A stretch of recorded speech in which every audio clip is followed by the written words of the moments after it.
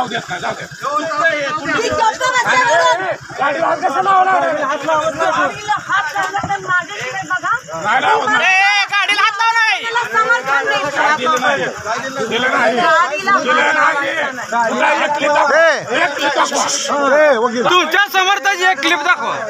आरक्षणाला तुम्ही समर्थन केलेलं एक क्लिप दाखवा. आवाज आमच्या गावात तुम्ही यायचं म्हणजे कशासाठी आलाय? कशासाठी आला? आवाजाचं काय?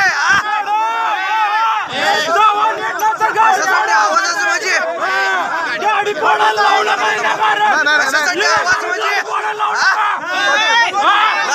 दमदाटी करायला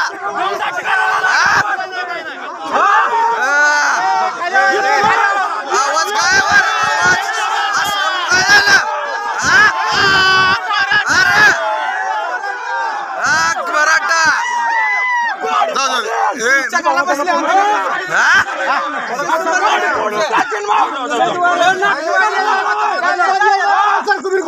मत मागायला आला तर बघा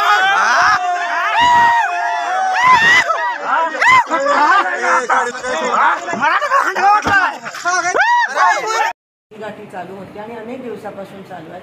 गावबंदी आहे त्याचा मी रिस्पेक्ट करते, पण काही लोक आंदोलकांच्या नावाने, ते आंदोलक नाही आहेत आणि का मराठा आंदोलकांना समर्थन आहे, पण भाजपची लोक आंदोलकाचं नाव पुढे घेऊन येत आहेत आणि त्यांनी आता माझ्या गाडीवर आणि माझ्यावर हल्ला करण्याचा प्रयत्न केला. ते BJPचेच होते आणि त्यांनी माझ्या गाडीला फोडण्याचा प्रयत्न केला. मी संयमाने गाडीत बसली, मी काही बोलली नाही, माझी काच वर होती, त्यांना मी ते करू दिलं. मग ते लिमिटच्या बाहेर गेलं आणि मग मी उतरले आणि त्यांना ओरडली आणि सांगितलं माझ्या गाडीला हात नका लावू.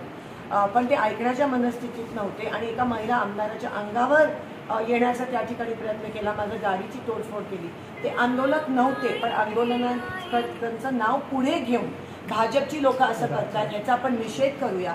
आणि मला असं वाटतं की जरांगे पाटीलजींनी पण नोंद करावी, कारण का भाजप कसा आहे या गोष्टीचा फायदा करून आमच्यावर, महिला काँग्रेसच्या आमदारांवर हल्ला करण्याचा प्रयत्न करतो. ते खरं तर शिवरायांची शिकवण आहे की महिलांच्या बाबतीत आपण जाणतो कल्याणच्या सुविधांची सुनासिद्ध होते.